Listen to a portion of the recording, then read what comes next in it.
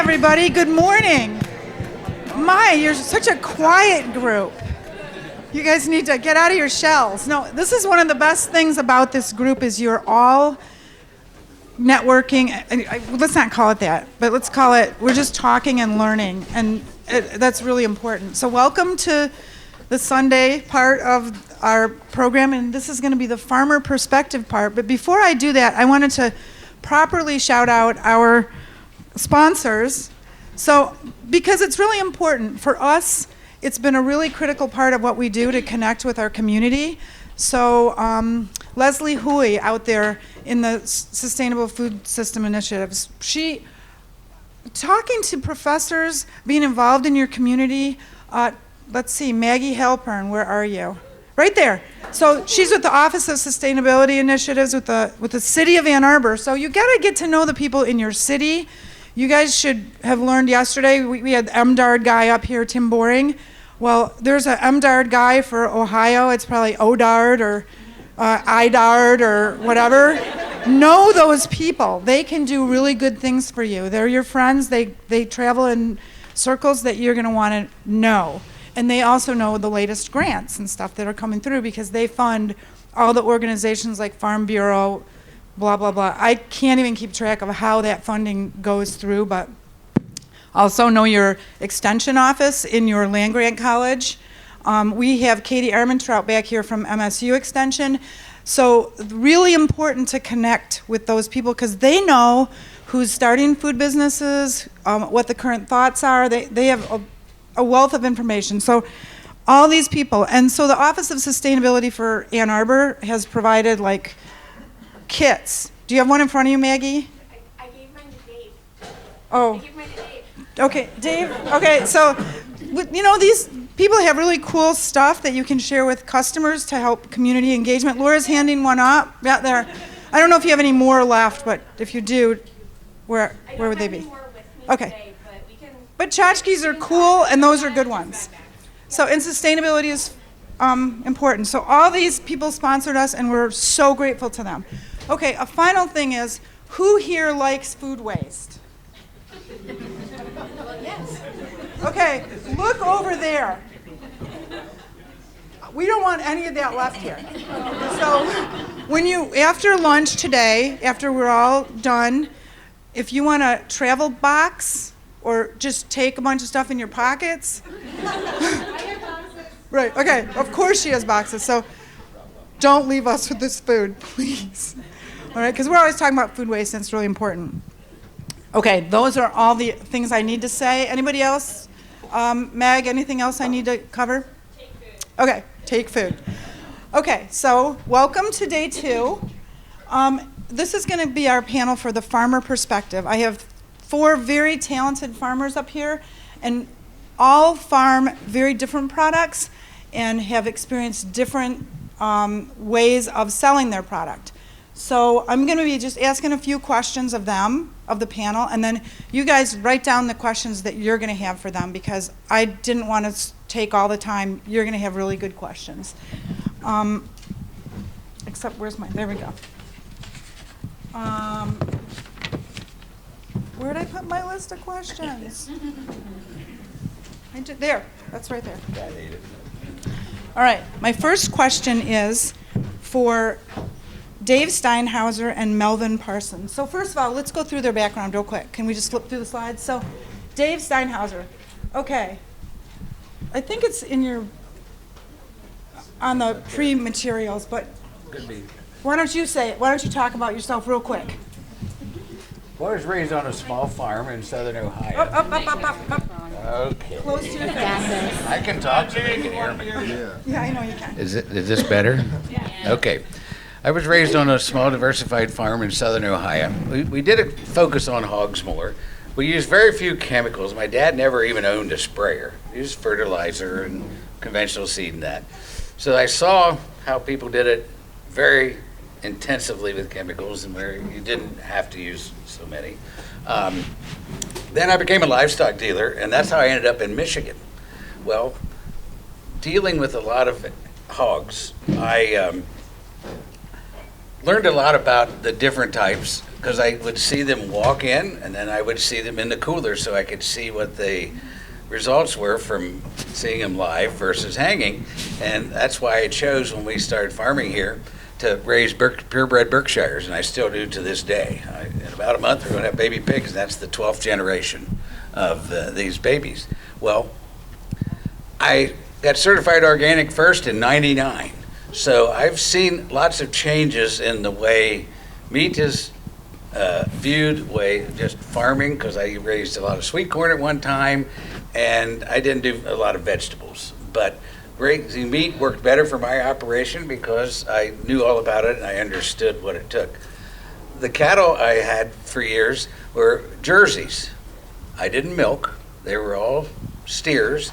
But when you fed Jerseys spent grain from the beer making process, you make some of the finest beef on the face of the earth. And it worked very well. Transitioning out of that as I'm going into retirement, I don't do that anymore, but I'm still raising a few cattle and everybody's on pasture. And I found that with what I do, I end up with small problems.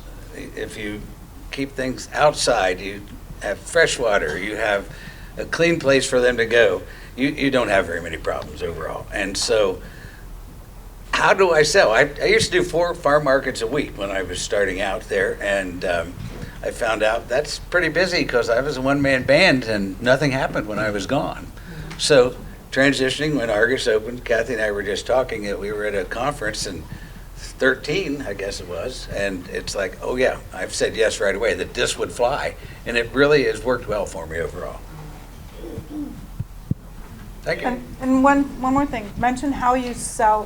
I guess you still do it out of your CSA, your meat CSA. Oh, yes. Well, I've done that, I don't know how many years. I have members, I don't know how many years they've been buying the CSA, but I do it differently than other people. No deliveries. If you can avoid that, don't do it. I'm serious. Make them come and get it. It's okay. I go year-round with my CSA, and it's end of the month. Friday was my CSA pickup. You get 5 or 6 pounds of beef and 5 or 6 pounds of pork. No choices. My pleasure. And I do rotate. I get different sausages made, or I get different cuts of meat. Or in the middle of summer, I don't get stew meat. Who wants stew meat in the summertime?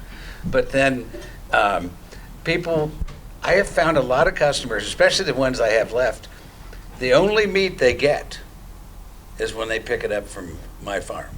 It lasts them the month or it doesn't. And that's one, it's an advantage. They know they can go to Argus and find stuff too. So there's, the options of having, I love the CSA model too, and I think it works well. You've got a pretty large one working out of the store. And having said that, the best year I ever had on the farm was 2020.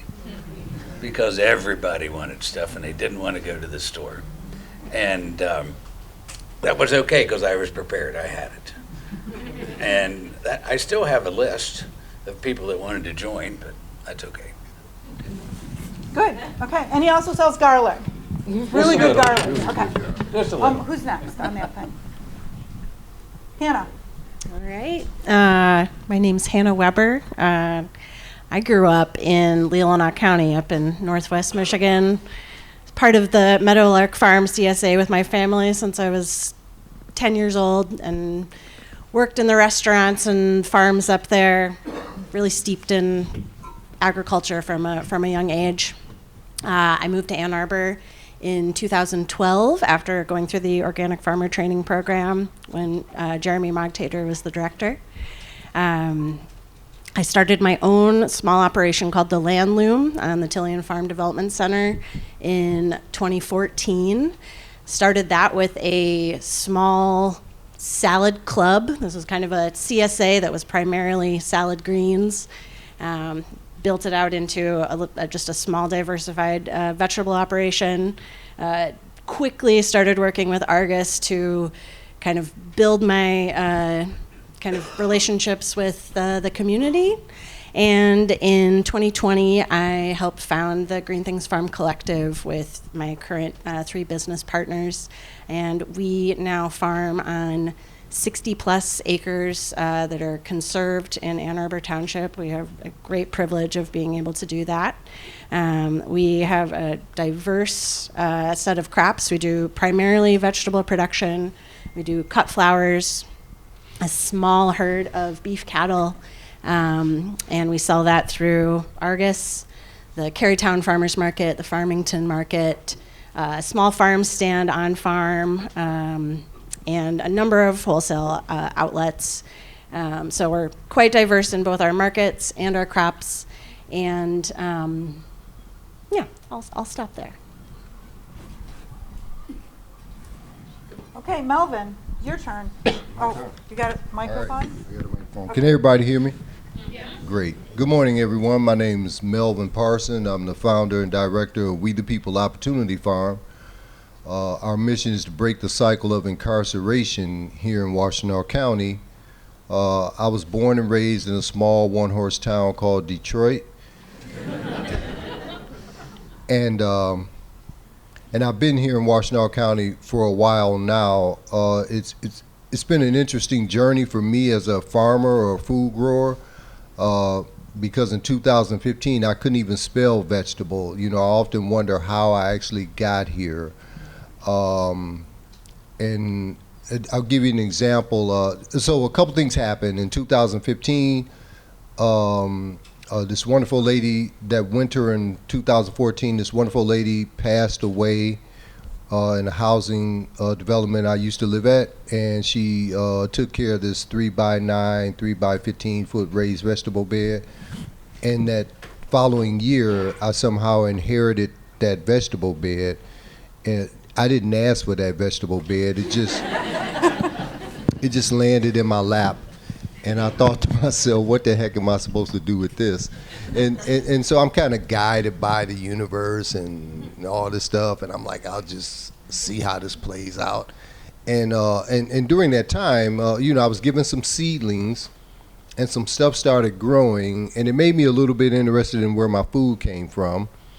And simultaneously, I wound up watching a documentary called Food Inc. Has anybody seen that? And I'm like, holy crap, right? This is not good. And so that led me down to a farmer's market in Ann Arbor, Carytown Farmers Market, to try to figure out what a radish was or what kale was or something like that. And I'd be down there for like an hour, and I would see nobody that looked like me. And I looked around at the folks selling me my food, and none of them looked like me either. And you know, in my core, I'm a champion of social justice and social equality, and I'm a firm believer that either you've got a seat at the table or it's your ass that's on the menu. And in one of my trips down there to that farmer's market, it felt like the universe opened up and yelled down to me and said, hey, Melvin, this is where I want you to sit at. And ever since then, it feels like the universe has not only provided a seat for me at the table, but I've also, more importantly, now have a voice at the table. And in some ways, I've got an opportunity to set the table in some small ways. So as a farmer, you know, so I'm at this table, and I wound up with like a 1/4 acre of land that I didn't know what to do with, so I got a rototiller, and I started making some vegetable beds. We don't use tilling at our farm now. We really focus on regenerative practices.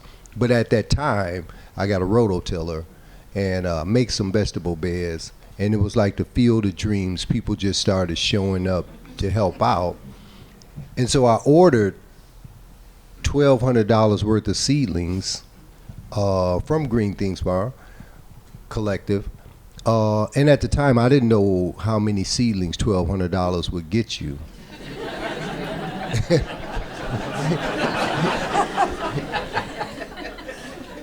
you got rid of the turf real fast. Yeah, it gets you a lot of damn seedlings, and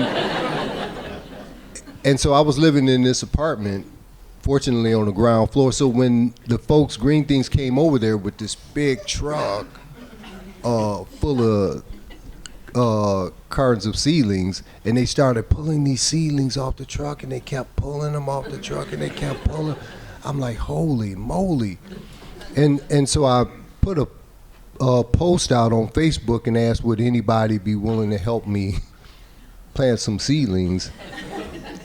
And a lot of people showed up, like community showed up, and we got all those seedlings in the ground, all of them.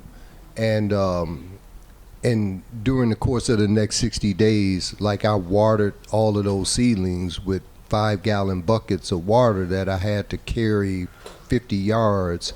I was pretty naive at that time. You know, ignorance is bliss, because if I would have known, I would not have done that.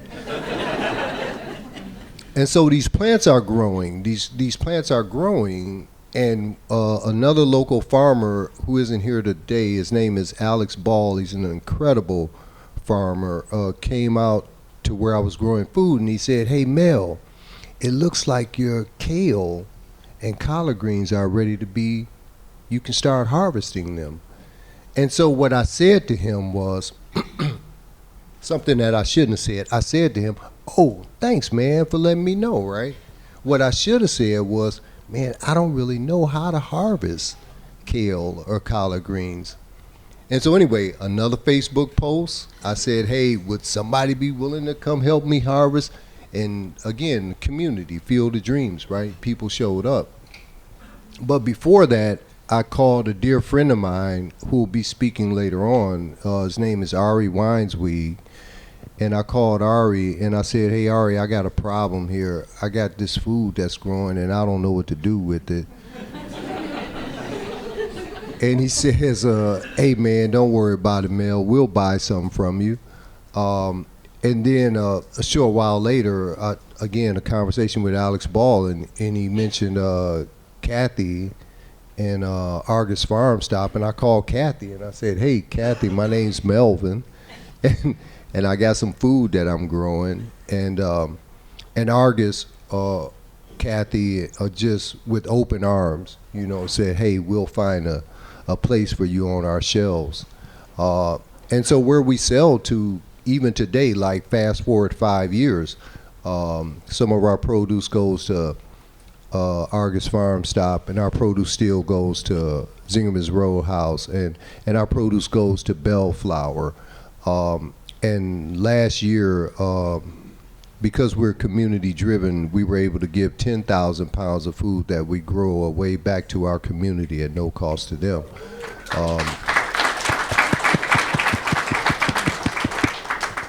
Yeah, we feel that's important. So that's a little bit about who I am and what we do, and I'll stop there. Okay, and finally we have Mike Record from Indiana. This is so awesome, first of all, to be up here with these guys, and really tough to follow that story.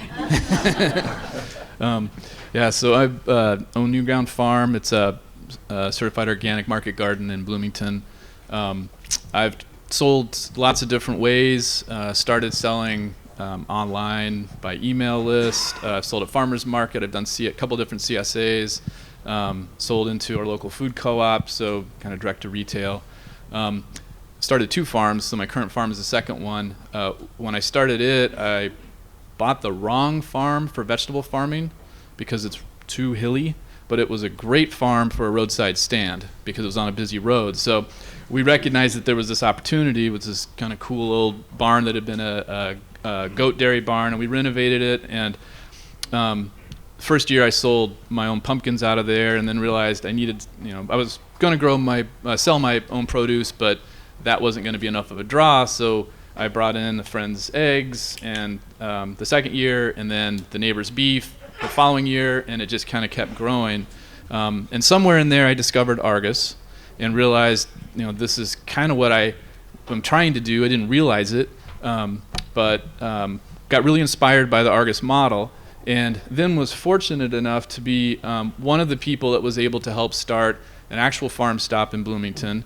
So I've kind of participated from both sides. I've started sort of, I called it the hyper-local farm stop, the Bethel Lane farm stop, which is really kind of a neighborhood farm stand that I think our peak, sort of like, probably most people, was 2020, 2021 because of the pandemic. At my little barn, we had 20 some different vendors selling there, produce, meat, dairy, lots of different things, and then so I experienced starting that and also selling through that, but then also starting the Bloomington Farm Stop and participating as a vendor in that. So I've kind of got, I guess, an interesting perspective from both sides, and so yeah.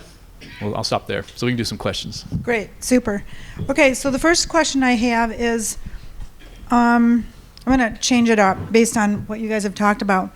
So for Hannah and Mike, what is it like when you deliver to your respective farm stops? Describe to us what happens when you bring your stuff to Bloomington Farm Stop and to Argus Farm Stop. Like, what is the process and atmosphere? Go Mike first. Okay.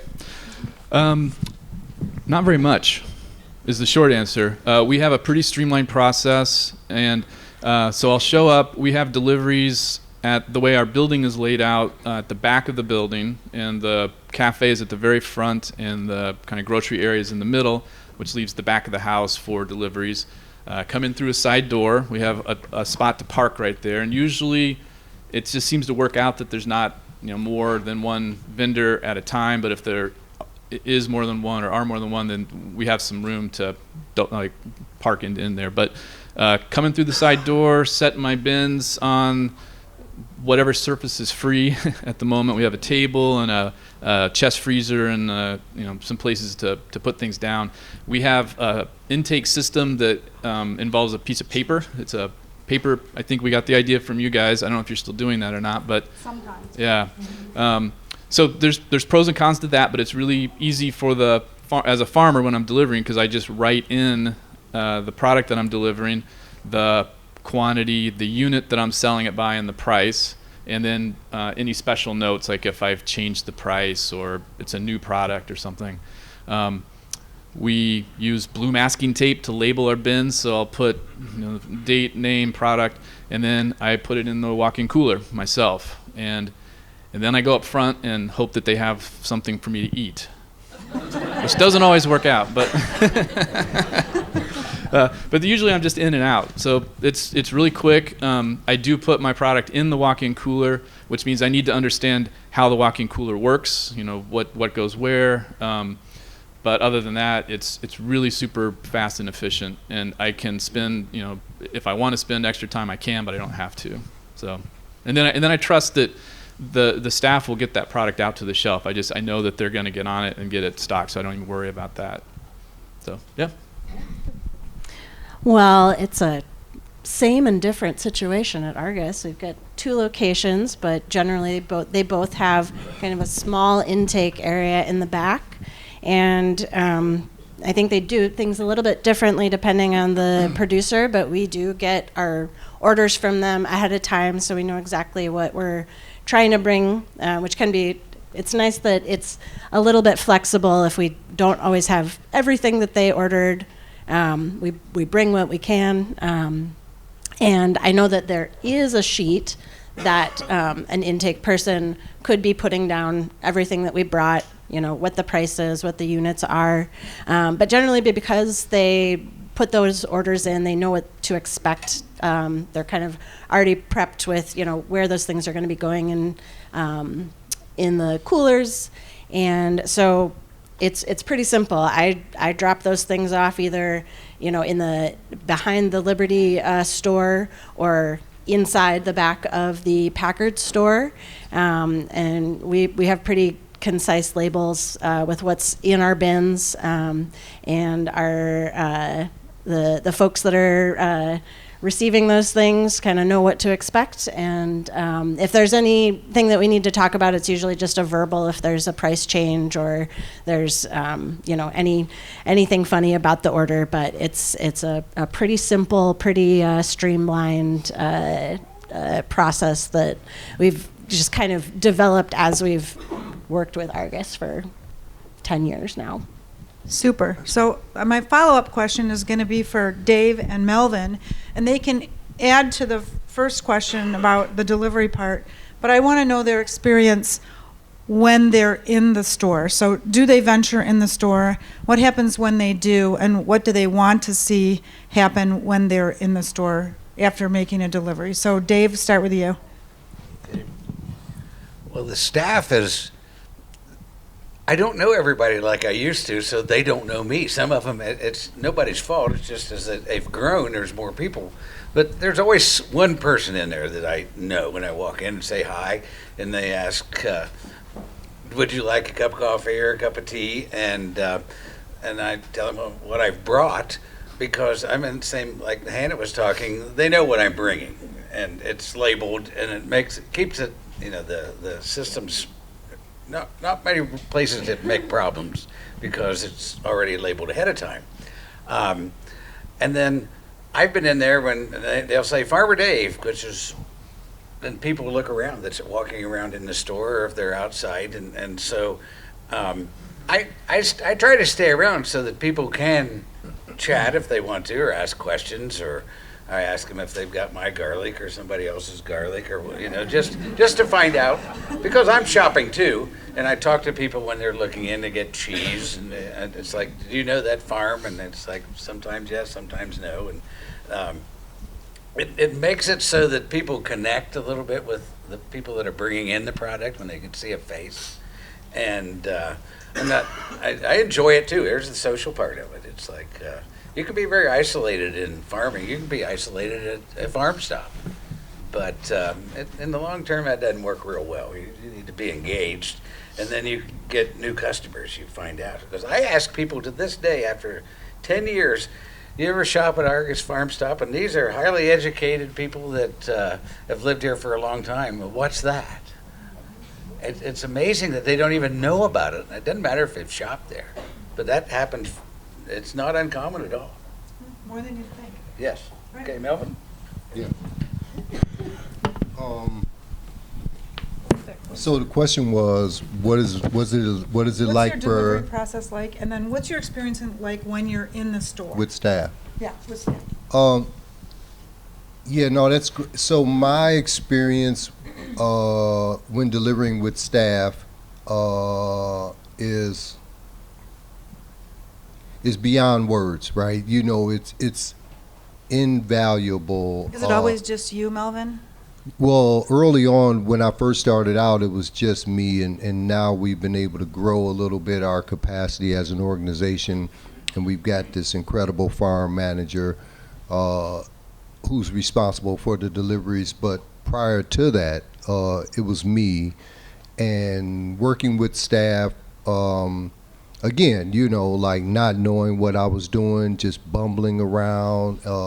There's some incredible folks here that I see that's still part of the staff today at Argus.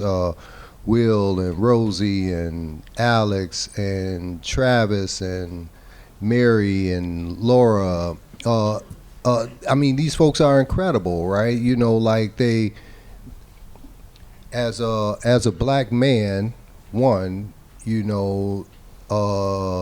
the feeling of being somewhere where you feel safe and you feel valued is incredibly important to me, and also supported in a way that says, yeah, we get it, we understand that you don't really know yet, but we're going to work with you, and we're going to meet you where you're at in your process of bringing food so these folks can eventually put it on their shelves. And I mean, I've never had a problem with tracking or anything like that. Another thing that comes to mind for me is I was thinking about on the way here, like, although Argus Farm Stop's model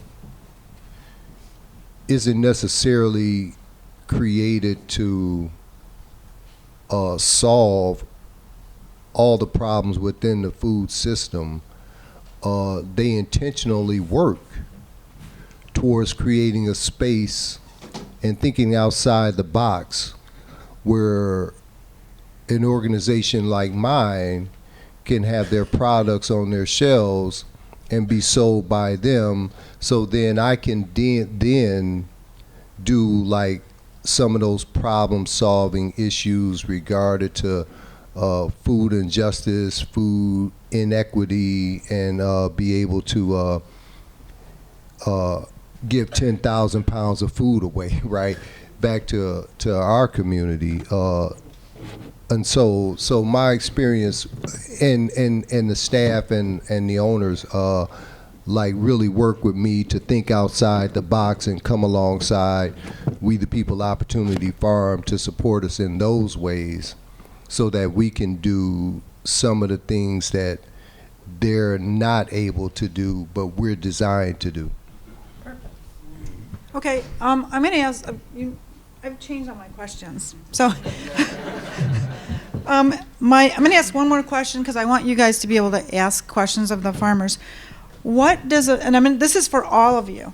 What does a future farm stop operator, the people here who are thinking about opening or are already opening up or have opened retail, what do they need to say to you as a farmer to make sure that you're comfortable with what they're trying to do? Because I'm thinking back on, like, we met Dave at we had a focus group at a local food summit. We were just lucky enough to be able to say, hey, can we get a bunch of people in this room to talk about this concept that we're thinking of?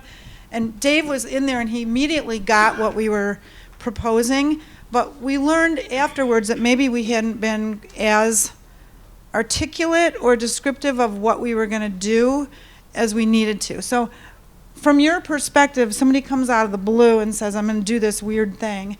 What do you need to know from them to make you comfortable? And I'll just start with Mike and we'll work this way.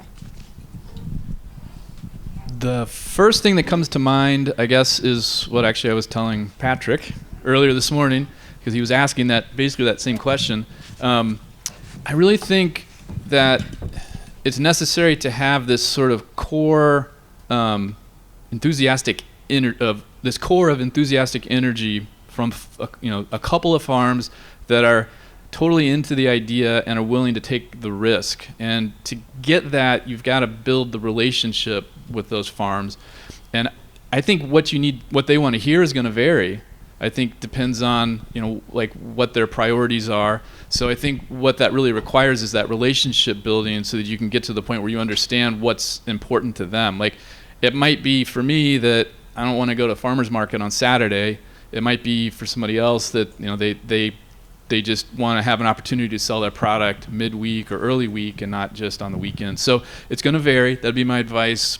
Use your listening skills and try to connect with them and hear what their issues are. But somehow you've got to find that core of, and we were fortunate in Bloomington that core was also the group that was, getting this thing off the ground. But once you've got that core, then I think other farms it helps them to feel more comfortable that they're not just going to deliver product that's going to not get sold. And in the consignment model, they're on the hook for that. So that trust component is super important. And so the short answer is you've got to meet them where they are. I think that was a good expression I think Melvin used.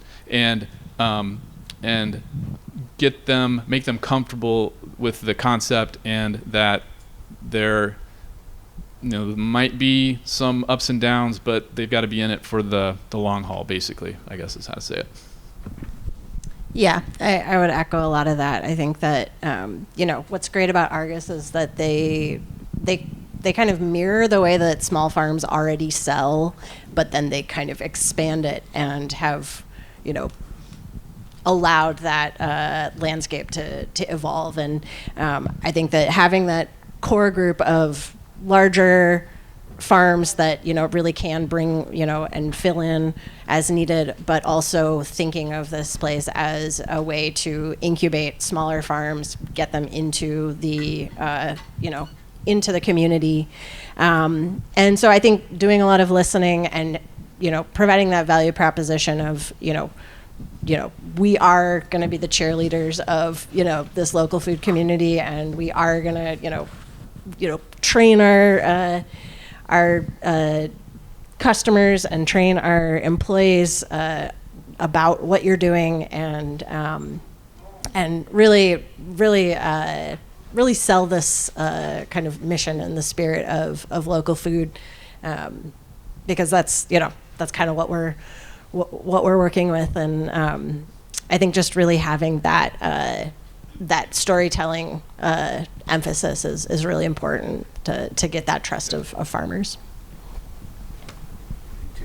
You two are killing me on this. You've thrown it all out there. So how can I expand? Well, asking good questions has to be one of your points for employees, owners, anybody that's in that store, because some questions are very good and some are, well, okay. But knowing which questions to ask.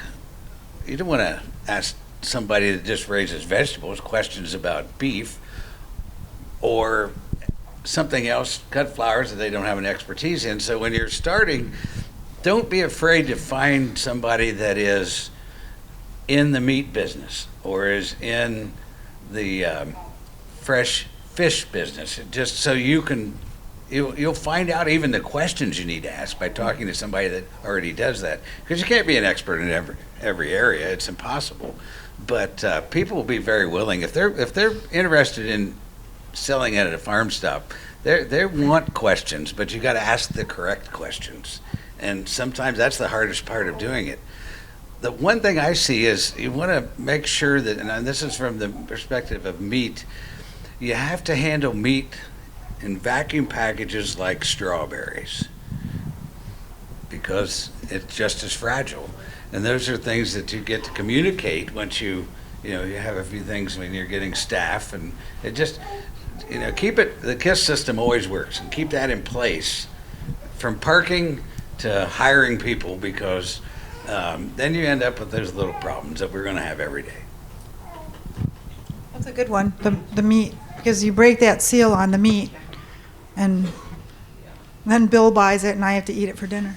That's what happens at Argus. There's always a crate. They're like, we'll give this to Bill. He'll buy it. Okay. All right. Yeah, so for me, it's what will make me more comfortable with someone starting up a new farm stop, and if I was interested in having our produce there, would be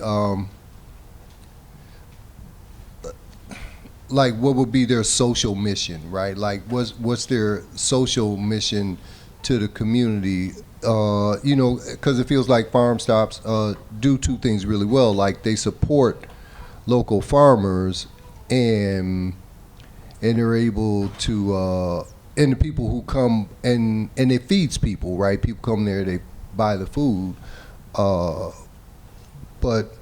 food is monetized, so you got to be, like, your Maslow hierarchy of needs have got to be met, really, in order to shop at a farm stop.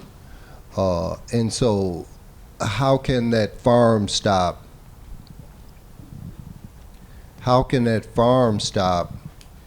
meet that population, or try to connect with that population that can't afford to come there and shop?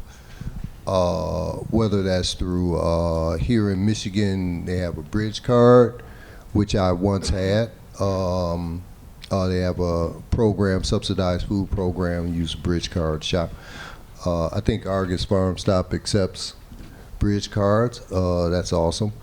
And Double Up Food Bucks, that's a Fair Food Network program, and that's Kate Krause back there, who I understand was part of Dave's Meat CSA at one point, or maybe still is, right? It's a small world. But yeah, Double Up Food Bucks. Yeah. Important. So for me, like, that thing is important too, right? Like, there's two prongs that, like, farm stops focuses on, but there's that third prong, and it's that social impact prong, and Argus does that pretty good. Yeah, we can always be better, but we keep working at it, Yeah, because keep our working employees, at it. it's really important to our staff. I mean, it's important to us, but they remind us how important it is all the time. Okay, now, and do people have questions out there? Because I think, we should just do that. Yeah. All right. And I'm going to let Mark handle that.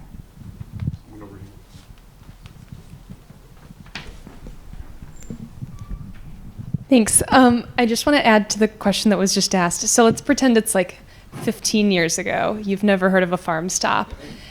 And you get a call from a 20-something who's like, hey, I have this idea. What would you want to hear from them that would like what kind of skill set would you be looking for in them that would like establish credibility or like, oh, I can trust you with my lettuce? You know? Thank you. I mean, if you have grocery background, that's helpful. If you have business management background, if if you have a farming background, that's helpful.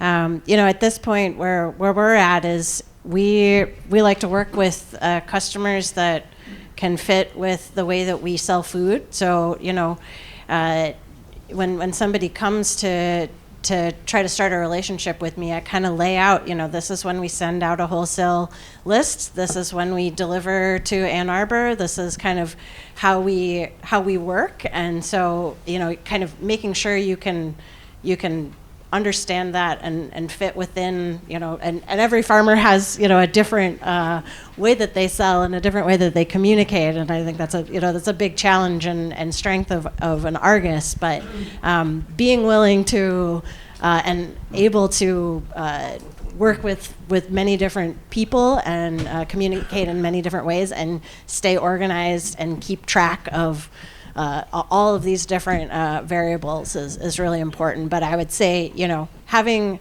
some amount of just small business management is probably core to that. Can I add? Take one more question. Oh, sorry. And that was Lily, and she's in Minneapolis. So just support her when you hear that. And I do have grocery experience. As a manager of a farm stop out in kind of a rural community, some of the barriers we've had to overcome with farmers is distance and delivery and things of that nature. And then even further outside of that, like in further out stops in Stockbridge and Manchester, they had even bigger barriers. What do you see as maybe a solution to helping people to organize to get your products and produce to different markets that are in different places, especially since Cherry Capital is no longer?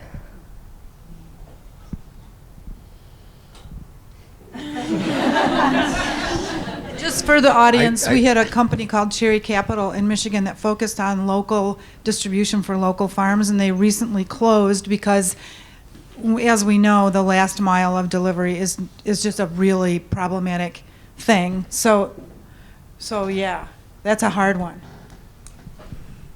Well, I explained to you that I don't deliver. Very few people you deal with don't have an automobile. And so I don't have that problem. I'm serious. I'm not going to change for that. It's the way the world works. So it's hard. I agree. It's getting, farmers have to move their product some way. Maybe they can aggregate to do it. But for example, I have to go 100 miles that way to get animals processed. You can't do that with one. And so I was set up to where I would have multiple animals of my own. And I even tried to get farmers around here to commingle because I had trailer room, but I never could get that done. They were going to the same place. I would see them unload right behind me. I'd drive past their house. It's difficult. There's no easy answer to that at all. Farmers are a hard bunch to run. Oh, yeah. They are independent as can be.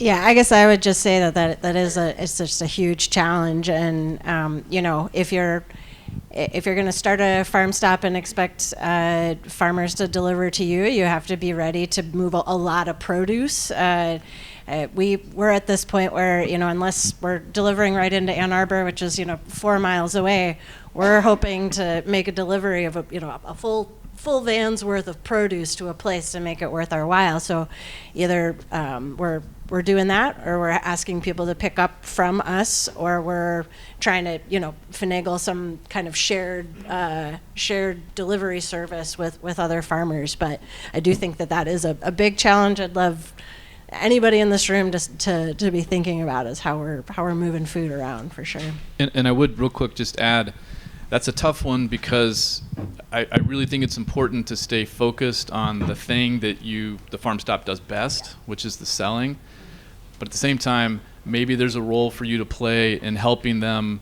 I mean, it is like wrangling cats, but this whole model is based on collaboration, right? Like we're all working together to get this food sold. So maybe you can help somehow facilitate them working together to get the produce to you. But in my opinion, I don't think, like, if you're considering an option of maybe we should start trucking, maybe we should start, what is that called? Cherry Capital, something like that. I think that's probably going to detract from what you're trying to focus on, and you might be better served by trying to help somebody else do that. And if you do want more information about that kind of thing, talk to Will Moyer, who has to deal with how our van schedules deliveries to customers. It is not a small thing. Chris, you want to follow up with that? I was thinking, once the discussion moves around to Cherry Capital, as a planner, Mr. Appalachia and me, those are the questions that I want to ask. How can a government administrator, I'm a zoning administrator, but economic development is in my wheelhouse. How is it that we can support this industry? You guys are an industry. And what is it that I can find to, can I build some capacity to support the farm stop? But there's multiple sides to that. I'm also supporting Dave filling up the capacity in his trailer. That aggregation thing government needs to support that because we got funding to do that kind of stuff. And so what are the questions? And I don't know what those are. So that's part of what my job is going to be when I get back home, is to get out into the farmers and say, do we need a farm stop, but two, how do we support the farm stop and you guys? Because there's an intermediary there. So get to know your people in your community. Okay, now I don't want to compromise the next session, so who's going to tell us about the next session? It's not on my... Okay. All right, you guys know the rooms to go to. You can pick which ones you go to. Oh yeah, let's thank our panel.